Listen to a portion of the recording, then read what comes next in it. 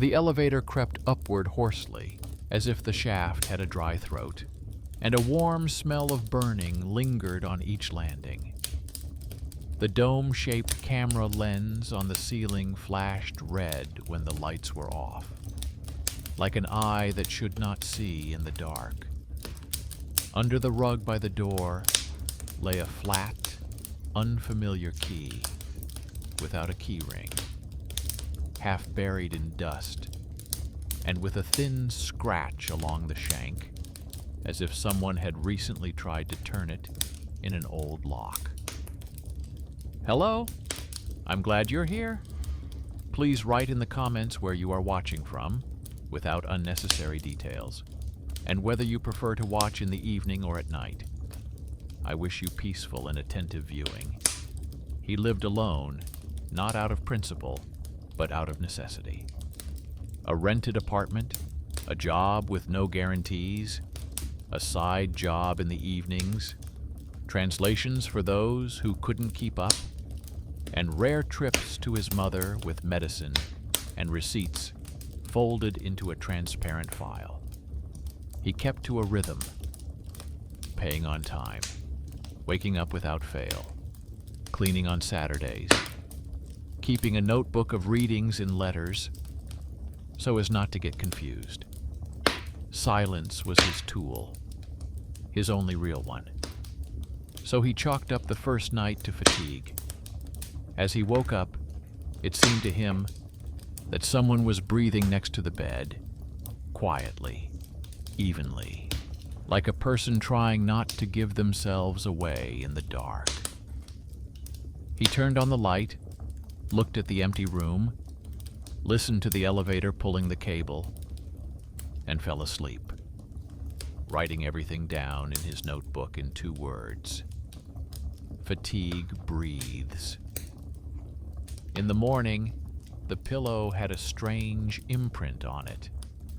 Not a dent in the blanket, not a crease in the sheet, but precisely the second bowl, as if a head had been resting on it. There was a circle from a mug on the nightstand, even though he hadn't drunk anything during the night. The corner of the mirror was fogged up from the inside, even though the window was slightly open. 3 small things, each of which could have been accidental.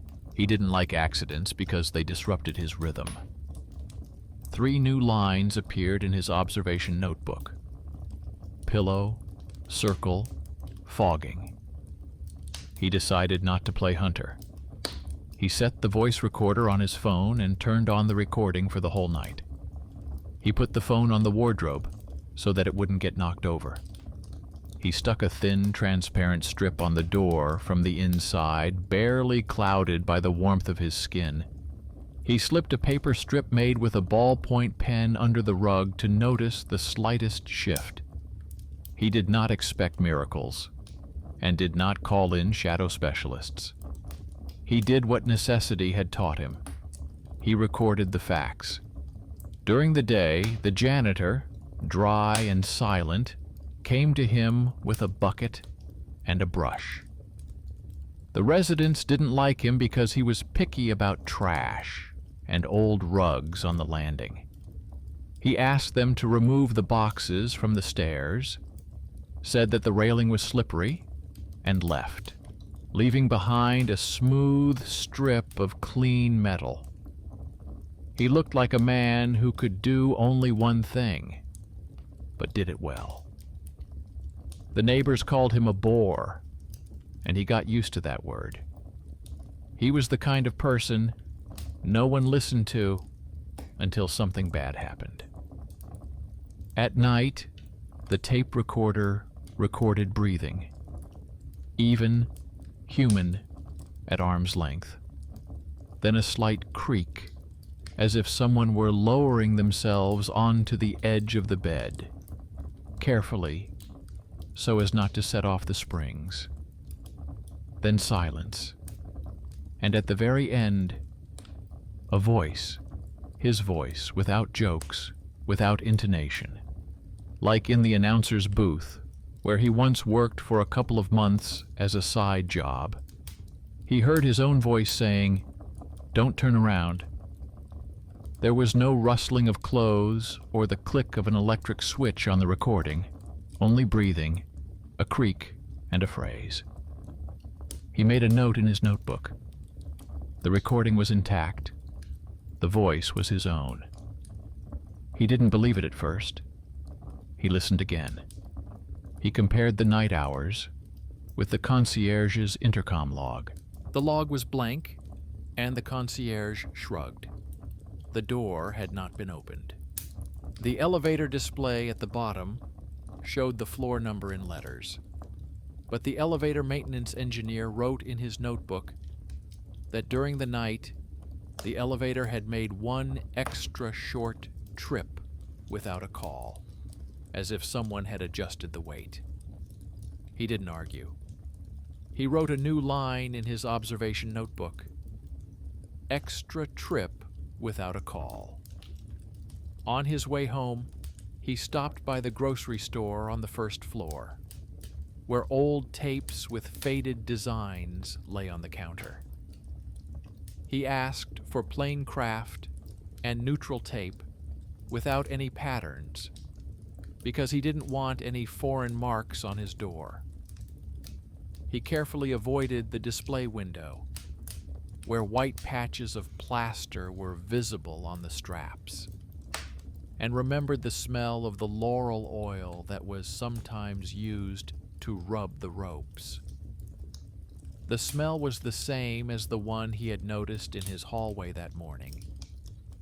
He made a decision that exacerbated the threat, but there was no other way. He left the camera recording and lay down on the edge of the bed closer to the wall, leaving some space next to him, as if for an uninvited guest. He didn't turn off the light completely, but pressed a piece of paper against the ceiling lamp so that it would glow dimly, but not hurt his eyes. He placed a small soft-cover notebook on the table next to him, in which he had once recorded other people's interviews, and now his own nights were moving there. He knew the stubborn logic of fear. If you don't formalize it, it takes everything. His breathing returned closer to midnight. He heard it lift the top layer of silence and settle gently next to his own rhythm. He could hear the mattress accepting someone else's weight. Not sharply, not roughly, but carefully, like sitting down next to a tired person, so as not to wake them. Then the air shifted slightly near his ear. He kept his gaze on the ceiling and counted, as they teach in meditation, so as not to break into sudden movement. He held on. On the recording, that breathing was again next to his own. At the end, the same voice came back, with the same tone, and said the same thing, forbidding him to turn around. He turned off the recording at dawn and went to the window without turning on the light. There was an oval area of warmth on the glass, like from a face, but it was above his height. He put his palm where the mark was warmer and felt a slight stickiness, like from fresh water. The water came from nowhere. He stood there for 30 seconds, listening to the elevator below take an extra breath. During the day, he went through a simple routine: intercom, concierge, elevator, janitor. The concierge showed him the log. No keys at the right times, no discoveries. The elevator engineer said that the weight readings fluctuate at night, as if someone were lying on the cabin without entering, and that this was sometimes caused by people who habitually push the door with their shoulder without pressing the button. But the cabin, still responds. The janitor silently pointed to a small gap in the baseboard, where the heating pipe enters the wall, and said that telephone wires used to be hidden in these houses, and that air flows between the room and the shaft through such gaps. He was not an engineer, but his accuracy suddenly proved useful. The unsung hero revealed an important detail without using a big word. In the evening, he printed out his notes on paper, put the file numbers in a notebook, and stuck small squares with the date in letters on each one. He didn't believe in unnamed files. He stuck a new transparent strip on the door. He put a fresh paper strip under the rug. He put a clean pillowcase on the bed so that the print couldn't be traced on the old fold. He took a picture of the room with a timer on a tripod so he would know where each item was. It wasn't hunting. It was the accounting of fear. At night, his breathing came earlier. He only had time to close his eyes and count to 20. In the darkness, the air stirred on the right, near the bedside table. He heard a creak, like when a book is placed on the edge of a mattress. The voice recorder was running. The camera was recording in gray layers. At one point, he noticed something strange. The breathing matched his own, drawing a single line, as if they were breathing in sync. And at the end, the recording again gave him his own voice, telling him not to turn around. He accepted this as a fact, and for the first time thought not about ghosts, but about habits. About how we carry old instructions with us, like keys without key rings. In the morning, there was a print on the pillow again. There was no trace on the transparent strip on the door handle. The paper scratch under the rug remained in place. But by the battery on the floor, he saw a strip of dust, shifted by the width of a finger, as if a thin draft had passed through there. In the window above his head, there was a faint double trace, like a palm print. He thought about ventilation and how air lives in houses where everything is a little tired. He remembered his father, a locksmith, who knew how to put his ear to the metal and hear where the spring was weaker. His father was long gone, but his lessons had somehow transformed certain things from mysticism into craftsmanship. It was his hidden connection, an old thread that suddenly came in handy. Don't believe in the supernatural until you understand the mechanism. He went to the management office, where an archivist with clear eyes kept folders with journals and records.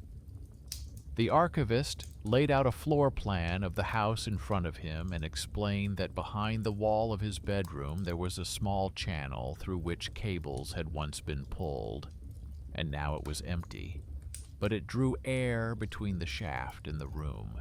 He said that at night, with the windows closed, the pressure difference did strange things. There could be a steady draft, or it could jerk like a breath if a door slammed somewhere. He marked the place where the passage was possible with a pencil on the plan and suggested, if necessary, calling a repairman to close the gap with a plug. He did not press the issue. He suggested it. He wrote in his notebook, "Duct behind the wall, plug."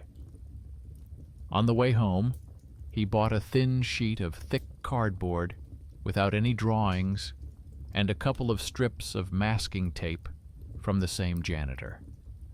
He glued the cardboard to the baseboard at the junction with the wall, leaving a small strip of paper as a sensor, like a draft flag.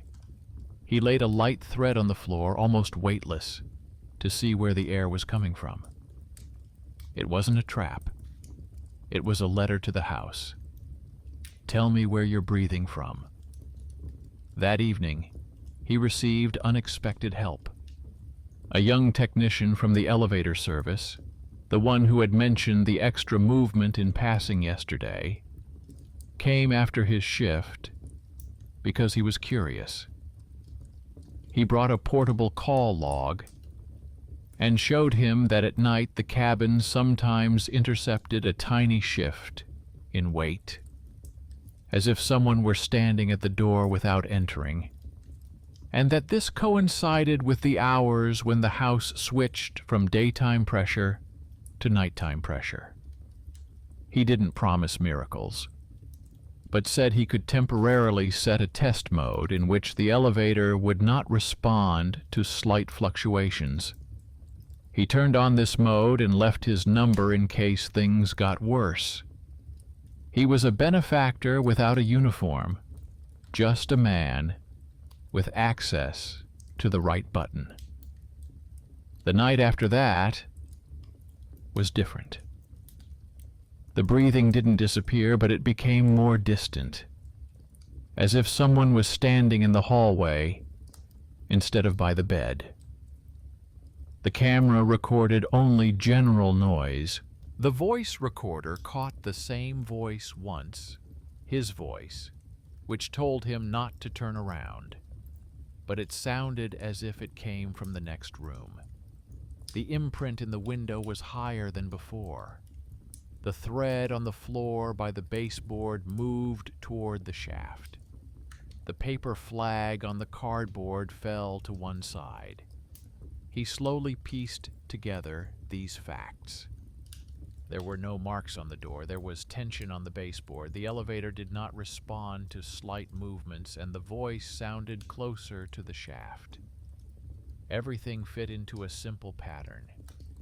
Not perfect, but down to earth. He was still afraid, because at night the body remembers not patterns but the presence of strangers. He did not pretend to be brave. He sat on the edge of the bed and quietly wrote to himself. If it's the air, then it's trained in our rituals. If it's the memory of things, then it likes repetition. If it's me, then I need to stop giving the command not to turn around. He realized that he had also contributed to this game, turning every night into anticipation. He didn't turn off the light right away, sat by the window, breathed in the air of the stairwell, which smelled of smoke from the elevator and damp stairs, and for the first time did not lie down in his usual place, but lay down by the wall, leaving free space at the edge, like an empty line where nothing could settle. He woke up because the silence was different, not tense, but dense. Like wool, there was no imprint on the pillow. There was no oval of warmth on the window. The paper flag was standing again. The thread lay quietly. He didn't believe it at first, waited until evening, and repeated the method. That night, there was no breathing. The tape recorder recorded only the quiet house and the rare sighs of the mine. At the end, as always, he listened to the recording until the last second, and for the first time did not hear his own voice. He wrote this down in his notebook, in letters, without numbers, and sat in the kitchen while the tea cooled. And in the morning, there was a receipt in the mailbox with a water consumption chart, where the thin line of behavioral load coincided with the actual readings for the first time. Previously, it stubbornly showed that someone was in the apartment at night. Now it said that there was one person in the apartment at night. It was no miracle. It was a long addition. A strip of paper, a thread, cardboard, a turned-off elevator template, a plan in the archive, a notebook with letters, a janitor with a keen eye, a technician with access, his own habit of fear, which he had put in order as best he could. He didn't put an end to it. He understood that at night, silence likes to return to old paths. He left the cardboard and thread in place, removed the tape from the door handle so as not to live in constant interrogation, and put the tape recorder in a box, writing on the cover, "Turn on only if disorder returns, not breath." In his notebook, he wrote the last line for today. "If you hear a voice that forbids you to turn around, turn toward the source of light and name the objects around you." It wasn't a recipe. It was a house rule that replaced the nighttime rule. And in the evening, when the elevator exhaled evenly and without smoke on the landing, he went down to the concierge, signed the logbook, and left a transparent folder with copies. The plan from the archive, the technician's notes, the observation sheet, and a photograph of the cardboard flag. Not to prove that he had won. It was so that the house would have a paper trail for every rustle. Houses need this no less than people do. And that night, out of habit, the dome camera point on the ceiling flashed once, but not nervously, like a clock ticking at the right pace. The rest of the night would be just as simple. He would check the thread again, look at the window again, write a couple of lines again. Stories in which someone breathes in the dark don't end with fireworks. They end with a quiet refrigerator, steady light, and one person sleeping on their side of the bed again. By evening, he had stripped the bed down to the mattress and pulled the bed away from the wall to see a strip of dust behind the radiator. Where the thread had been, there was a barely noticeable trail of gray dust, like the path of a former draft. He closed the gap with a factory plug brought by the foreman from the management office, secured it with masking tape, and placed an empty cardboard box with large letters next to it. Not as a trap, but as a beacon. If the air moved again, it would be reflected in a slight shift of the paper. The house responded with proper boredom. No bangs, no extra breaths. Just the usual footsteps on the stairs and the occasional knock of the garbage chute. My mother found a box with my father's belongings.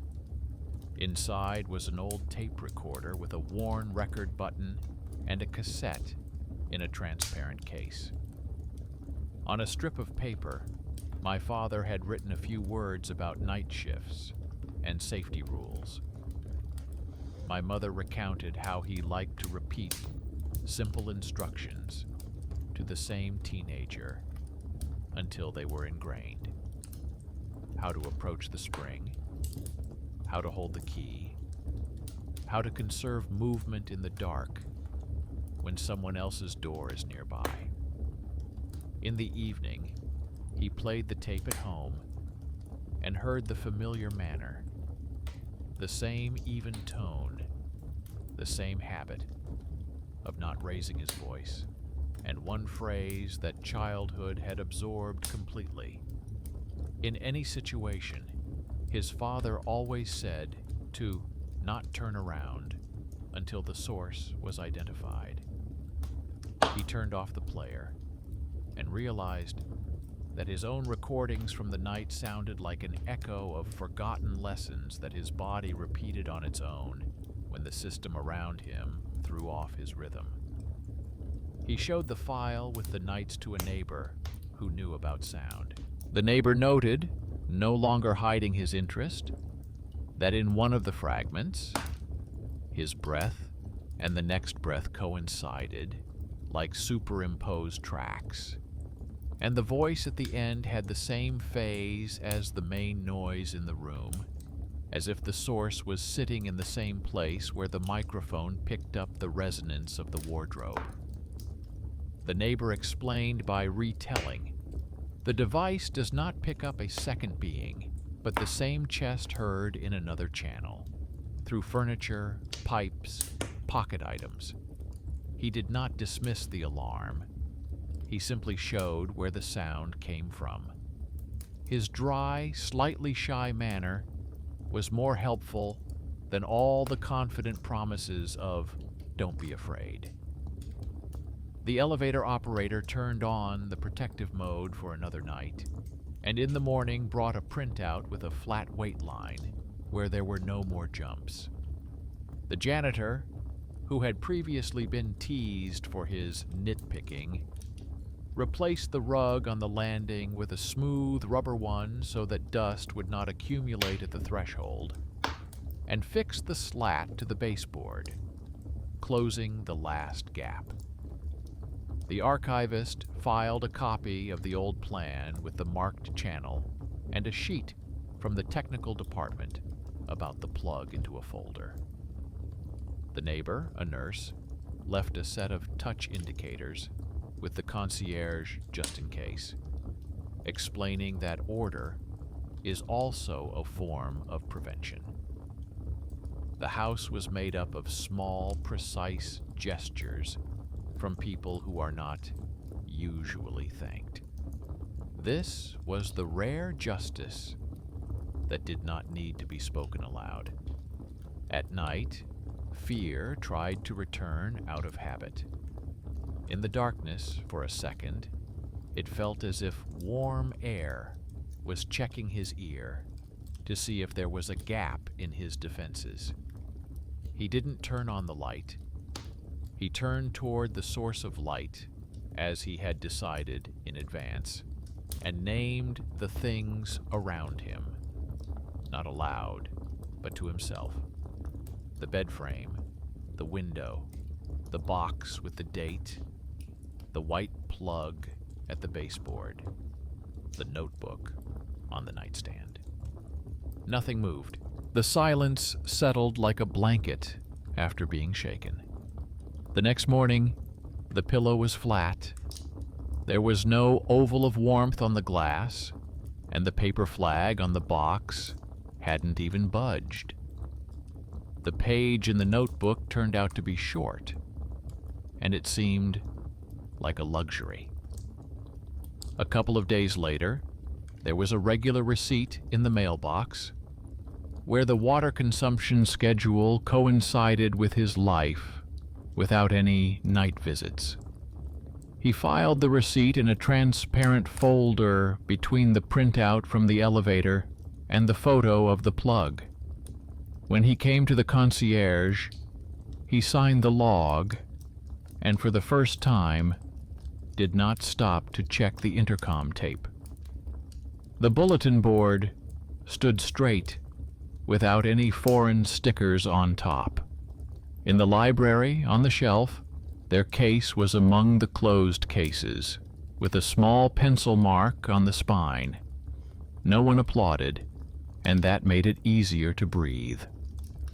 Late in the evening, another short message arrived from an unknown account with a polite formula that came out like a stuck data packet. He did not reply. The phone went off quietly. The light bulb by the elevator did not flicker with every step. 2 keys lay on the kitchen table. a regular one, and the flat one he had found under the rug on the first day. He took the flat one to the manager, so it wouldn't turn into a talisman. There, without further ado, they accepted the find and filed it away with the rest of the nameless items, as is customary. That night, he woke up anyway. That's how the body works when it's used to adjusting to glitches all its life.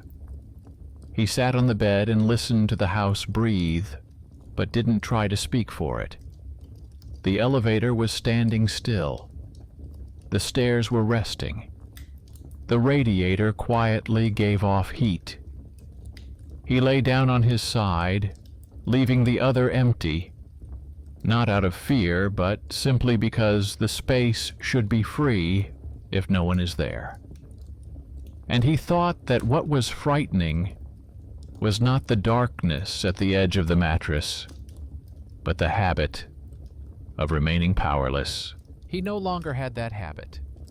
There was a transparent file, a few simple named objects, and people who had the patience not to save, but to repair. That was enough to make the night a nighttime again, rather than a stage. He began to notice that silence did not hold on its own, but because it needed to be propped up with little things. Every morning he went through the same short circle: the window, the baseboard, the box with the large date, the magazine at the concierge's desk. The thread by the wall lay flat. The paper flag did not fall. The elevator lamp breathed as it should.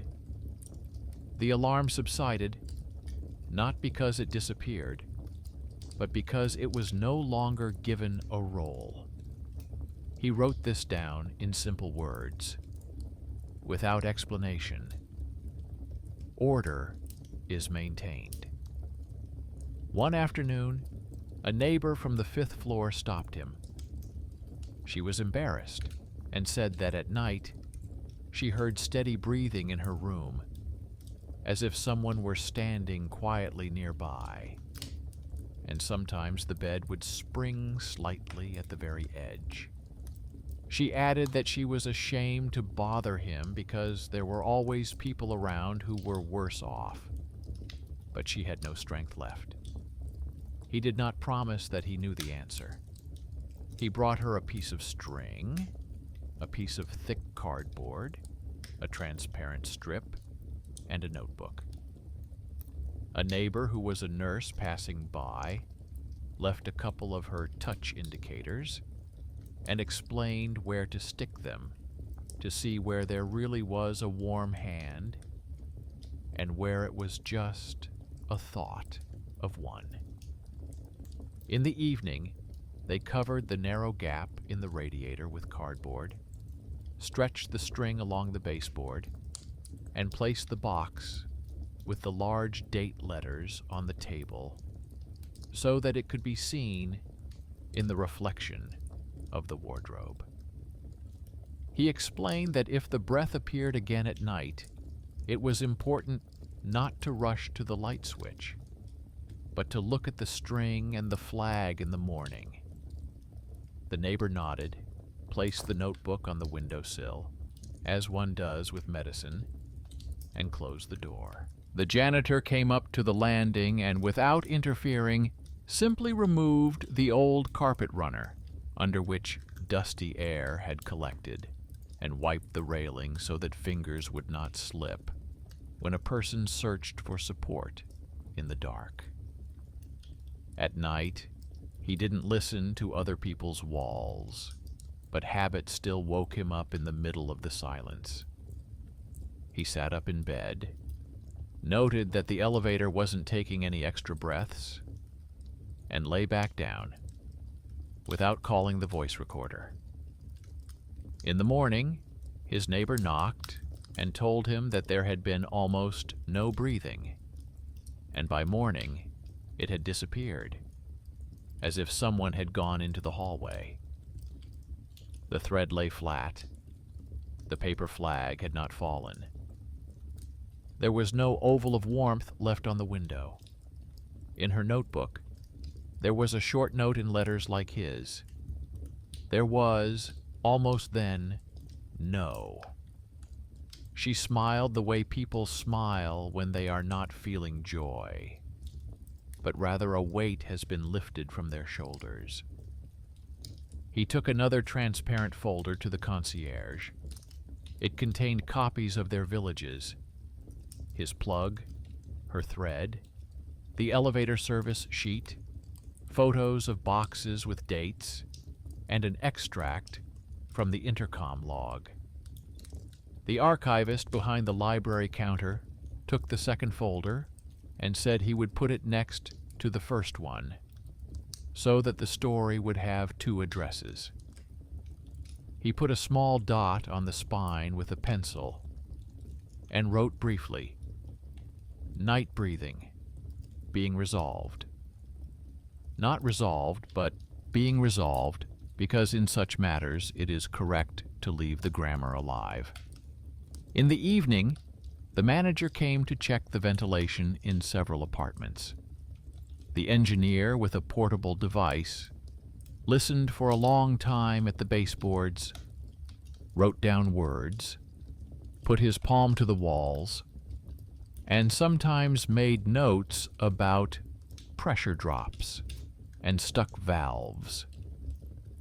He did not use complex expressions, and at the end, he asked the concierge for a logbook, carefully wrote down that the plugs were in place, the valves were adjusted, and the tests had been passed. He said that if the house started breathing in the wrong direction again, he would come back, but only if they put a sheet of paper with the date written in letters in the frame beforehand.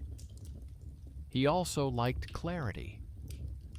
The elevator service also removed the test mode and left a soft setting for a week, in which the cabin does not respond to microshifts.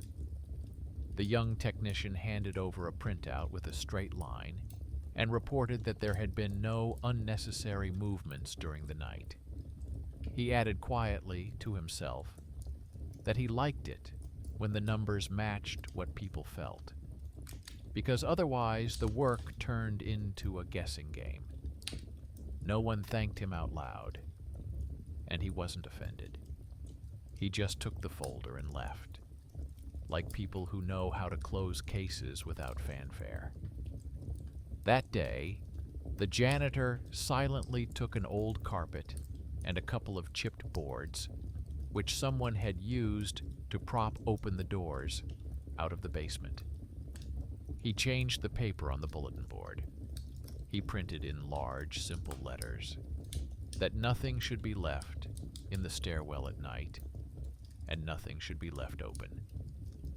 He signed the date in letters and attached a small strip at the bottom with the words that if anything was needed, the addresses and office hours were listed with the concierge. His neatness protected, as well as cameras. That night, he woke up again.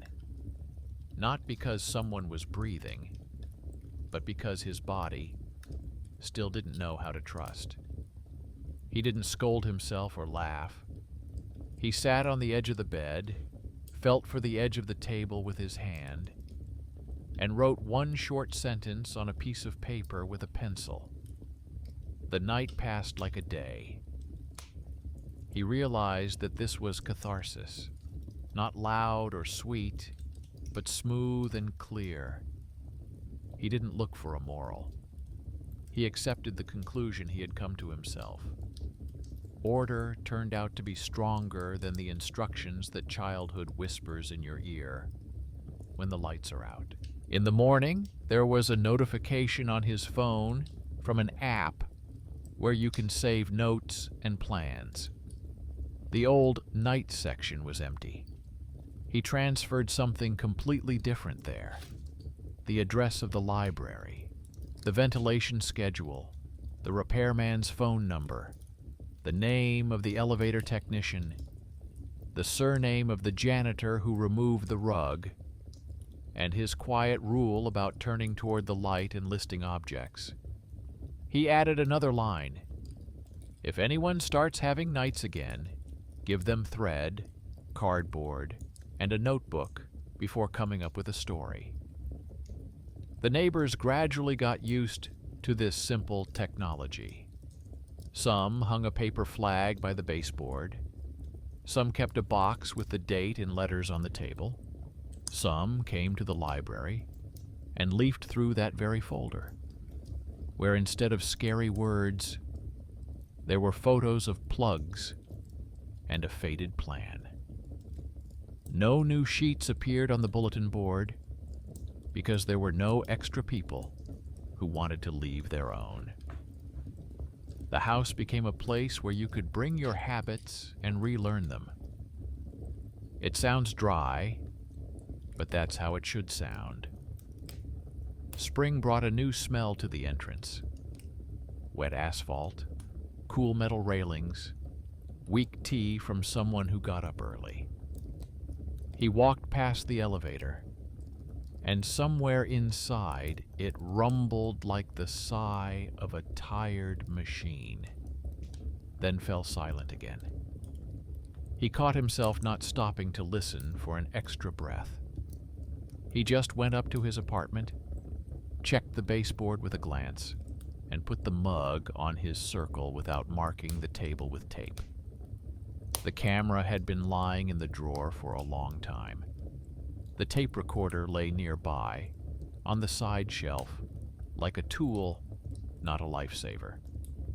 In the evening, the neighbor from the 5th floor called and said that her son had asked her to leave the thread because he liked watching it, not move. She laughed dryly and a little confusedly, like people who have suddenly been released and are relearning speech without alarming words. He said it was a good sign and asked her to write in her notebook not quiet, but even, because even means not absence, but stability. She agreed, and it was no longer about miracles, but about language. At night, almost as a ritual, he woke up and listened. The room was filled with that same ringing emptiness that he had previously taken for a prelude to fear. Now it was just silence that did not need to be filled.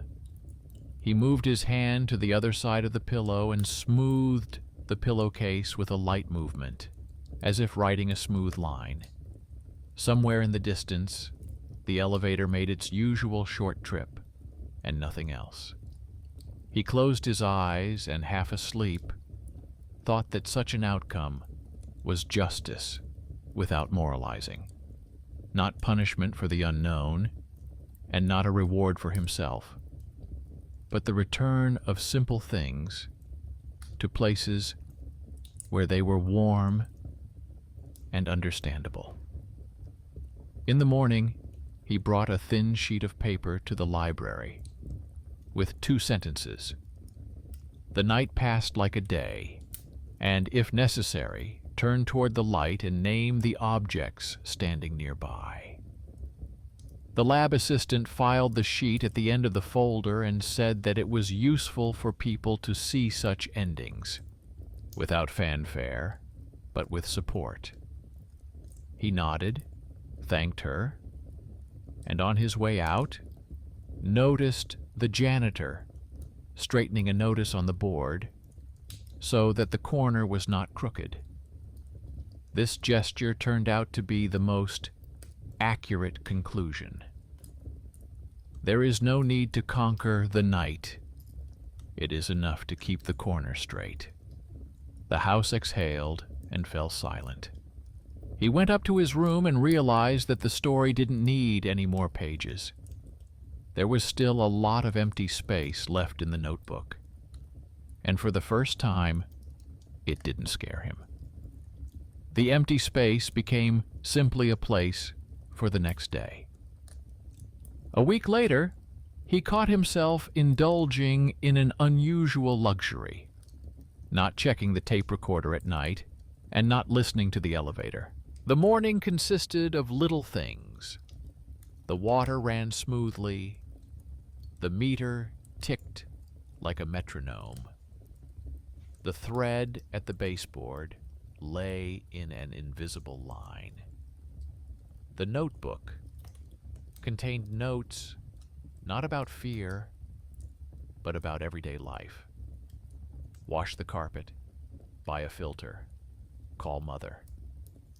In the evening, he took a small bag of medicine from her, put it on the kitchen table, and felt a quiet sense that now he could invite loved ones over without worrying about the nights.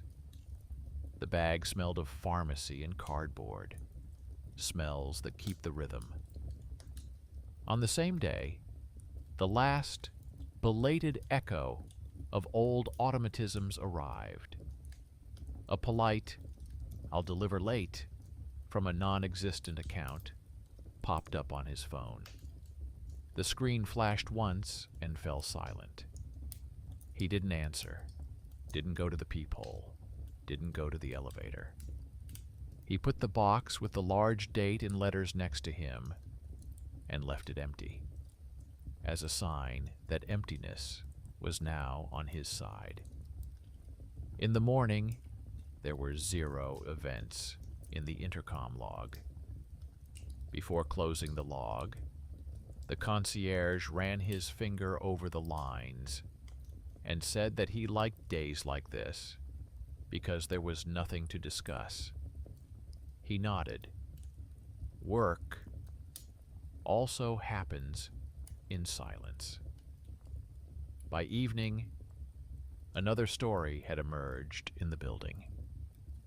The teenager from the 5th floor, the same one who had previously laughed at the janitor's paper flags, caught up with him by the elevator and recounted that for several nights in a row, someone had been sitting on the bed in their room, but his mother blamed it on a draft and tried not to scare him. He didn't try to change their minds or play the expert. He brought some string, cardboard, a transparent strip, and a notebook. He asked them to place the box with the date so that its reflection would be in the closet, and explained that in the morning they should look not at their fears, but at the objects. A neighbor who was a nurse put a touch indicator on their doorstep and explained which edge to stick it to. At that moment, the janitor was changing a light bulb at the turn and, without interfering, moved the rug so that it wouldn't collect dust in the cracks. The house was once again being run by a single, stubborn pair of hands.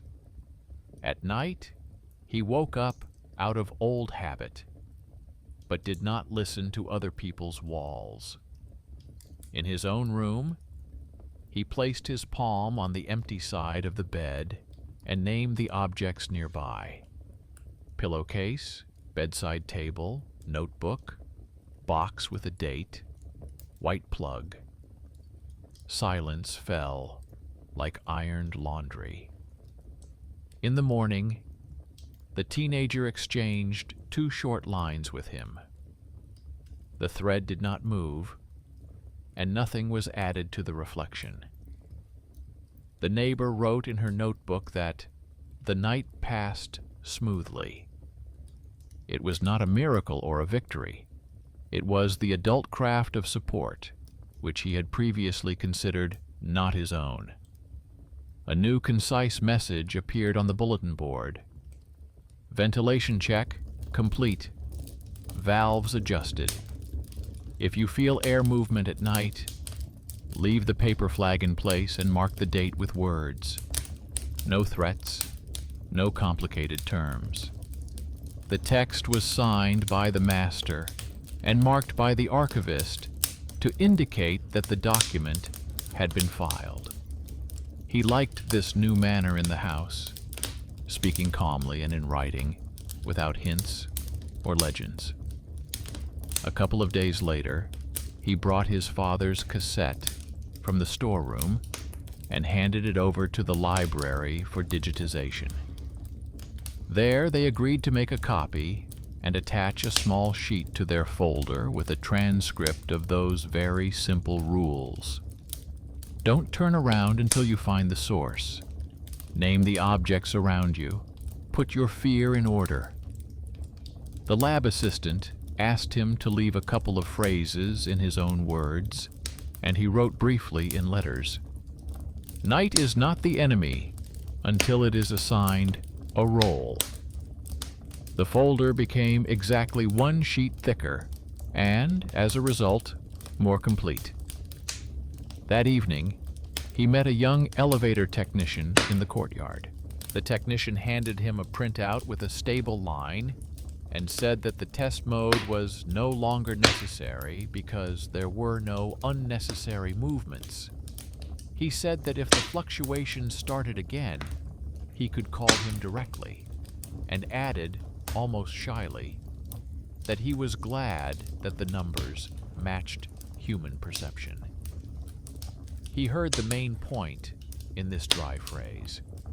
Someone's precise work was behind the calm. This was also important to file away for the finale. Soon his mother called and said she wanted to spend the night at his place after the examination. He didn't look for excuses or move things around like he used to in order to leave a safe space. He put a second pillow next to him and noticed that the old urge to control everything wasn't rising up inside him. He woke up only once during the night, not from breathing in the dark, but from a quiet, steady breath nearby, the very one for whom a place in the house was being prepared.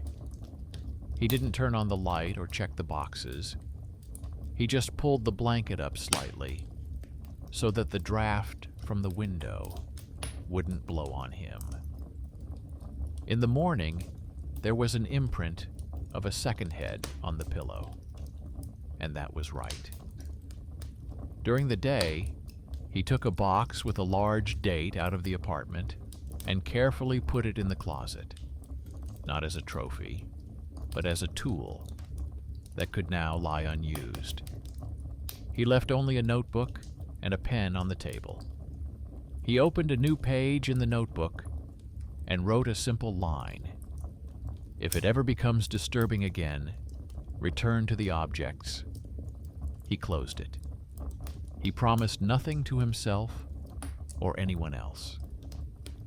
On his way back from the store, he stopped at the bulletin board.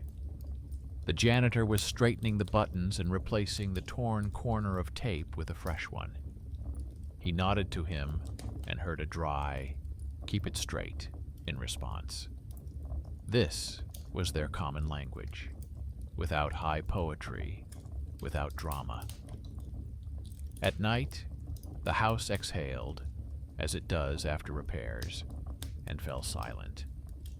He lay down on his side and didn't expect anything more. Nothing breathed in the darkness except himself, and that was scary enough in the past, and calm enough now. The story did not slam the door, did not go around in circles, did not turn into a legend. It was filed away in a folder, took up a shelf, and left the table free. And for a nighttime story, that is the most honest ending you can make with your own hands.